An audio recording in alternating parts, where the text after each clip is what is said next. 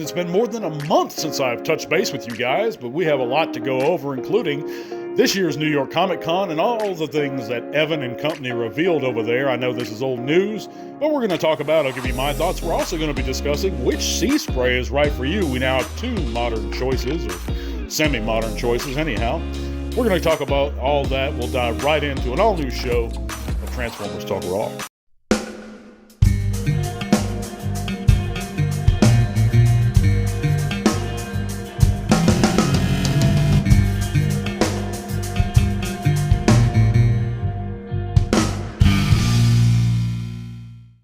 Yes, friends, thanks for coming back to an all-new Transformers Talk Raw podcast here on YouTube or Spotify. If you haven't heard, click all those great links in the description below. It's going to lead you to a world of cool things, including our very own Facebook group and community that we'd love to see you guys there. You can join us, chat bots, share your own channels or pages, whatever you like. You can also help support the podcast via Patreon. That $1 or $3 a month goes a long way towards supporting our show, guys. But let's get right into it.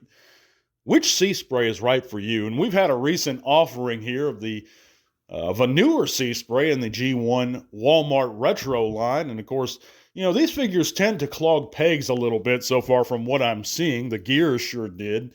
We have a bunch of them in clearance right now, but they are cool figures, and they offer us an updated version of several characters. And sometimes just in toy form. Right now, I believe in my local store, we have bronze and SEASPRAYs, and like I said, those Gears are in clearance, but let's get right into SEASPRAY. Now, what are the pros of the new SEASPRAY? Well, he's in scale with the rest of the line. He looks great in both modes, but he has some cons too, guys. Let's not pretend that he doesn't. I don't know if it's a design issue or some kind of QC problem, but there is a tab on one of his feet that just continually pops off and falls off, and I'm not the only one I've heard have this problem. He also has a pretty hollow alternate mode, and in my opinion, he's not fun to transform at all, guys. It's a lot of lining up stuff. He's just a little tedious. You know, he's not hard by any means, but he's not fun to transform. You know, back in the old days of G1, Transformers used to be fun to just fiddle with and flip around back and forth, especially the G1 SEASPRAY. I mean, that guy, and for all intents and purposes, he was not a bad figure, you know, in his day, guys. I'm just being honest here. He was a fun little Autobot, even back in the day. And this one's not fun to me to transform. Now, do I have both of these newer versions, the Titans Return one and the Retro G1? Yes, I own them both. I'm impressed with the new one in both modes, but again, that takes a bit of it away from me. He's not fun to mess with. So what about the Titans Return one? Now, we got this one a few years back, and he has his own list of pros and cons. Of course, the pros for this one, can be found very cheap right now. He's solid in both modes, and he has a pretty fun transformation. It's not as fun as the G1. You can't do it with your eyes closed. Well, you probably could, but you ain't doing that with the newest one, the G1 Walmart one. But the cons, of course, of the Titans Return is he's out of scale with the rest of the line, the current main line, and he has a pretty tiny little head. So there's pluses and minuses to both figures, guys. In my opinion, I would probably go with the newer one in this case. I mean, you know me, if you listen to the show, I'm not automatically a new advocate.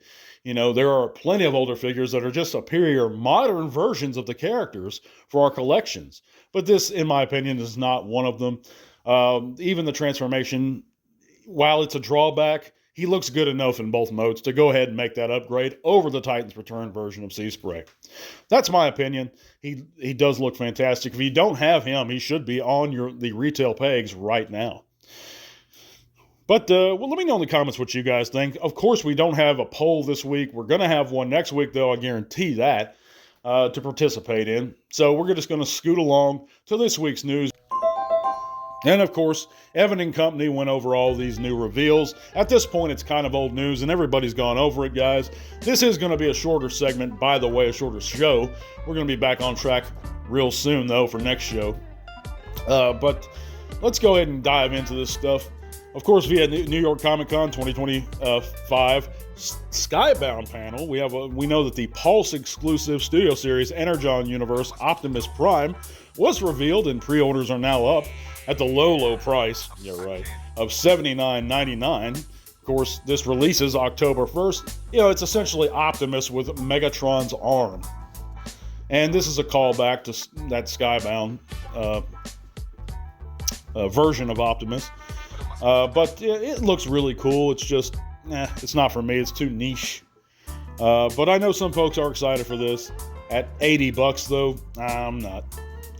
But we also have official picks of the Studio Series, and I think we had them before. I don't know why they're calling them official picks. I guess we had unofficial picks, but the Studio Series Voyager, Thundercracker, and the Deluxe 86 Windcharger. Of course, pre-orders are up October 11th for those two figures, and I'm excited about both of them. I'm getting both of them. I'm actually growing more and more excited about the new Seeker mold.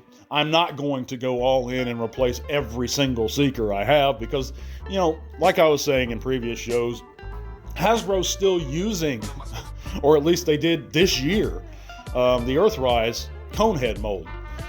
They're still using, they just released that Devastation 2-pack earlier this year. So it's not like those molds are extremely old. It's not like Hasbro's not still using them.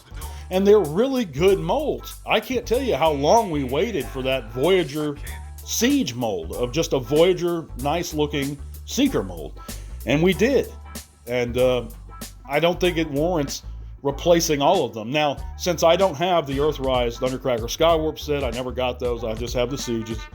I will be picking up Thundercracker Skywarp, possibly Starscream. So the original three. But I'll tell you, I'm not going in on if they make any more other than Sunstorm in any of the three versions of that mold.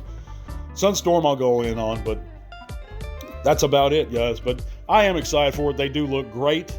But we also have the Retro G1 Outback picks, of course, and I believe these are all Walmart exclusives. I haven't heard them popping up anywhere else. And Outback looks great. I'm not a huge fan. I know this is a retool of Brawn.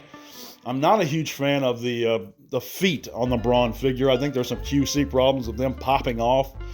It's these little tabs, friction tabs that hold the feet on. And but I love Outback a lot better than Brawn, so I will be getting this one too. And I wonder if you guys are. We also have the reveal of the Timeline Samurai Starscream and Optimus Prime. And this is a very odd set to me. It looks cool, it looks neat, but what they're asking for it to me, it's not for me, guys. But we know Starscream is like this bird hawk thing, and Optimus is pretty neat. He's a cart and an oxen to pull the cart. And this is a natural transition from, diesel to trailer is ox to cart. And it's a neat concept. I just think it's a little too niche for my collection. But let me know if you're excited about this. We also got to see Evan and Company play with the Studio Series Soundwave, 86 Soundwave, and the G1 Toy Retro Wheelie. And everyone and their mom has seen both of these figures already. The Soundwave, I know a lot of people are excited for. I will never buy, I'm with my buddy Dennis Moulton on this, another version of Soundwave due to what Hasbro did to us in recent times regarding Soundwave. The poor distribution that went on with the Netflix, and how good the Siege really still holds up. I cleaned up mine. He looks great on the shelf. I'm fine. I'm good with Soundwave. And I know people are excited for this, but I guarantee you he's going to be a pain and overpriced, hard to get a hold of, and I'm not down with it. I'm not cool with it. That's my opinion, guys. But he does look good. But the wheelie now does look really good, which confuses me quite a bit because they're having this new G1 Retro version of wheelie. We already had a Core Class 86 wheelie, and I think we're going to be getting a repaint of this retro one in the Deluxe Class of 86. I could be wrong on that last part, but either way it's confusing because you just put out an 86 Core Class wheelie. Why would you make an all-new mold for... and is it just me, guys, or does this face look a little more red in these pics than Wheelie actually is? I don't know. He almost seems red to me. I don't know. But he does look great. I do love his car mode. I'll probably pick it up because I guess the Core class was somewhat out of scale. Should he be the same size as Bumblebee, or should he be smaller than Bumblebee? Because according to the scales, which Hasbro throws us all over the place as far as Wheelie and Optimus and all that goes, especially recently, should he be that size? I don't know. Let me know in the comments what you guys think.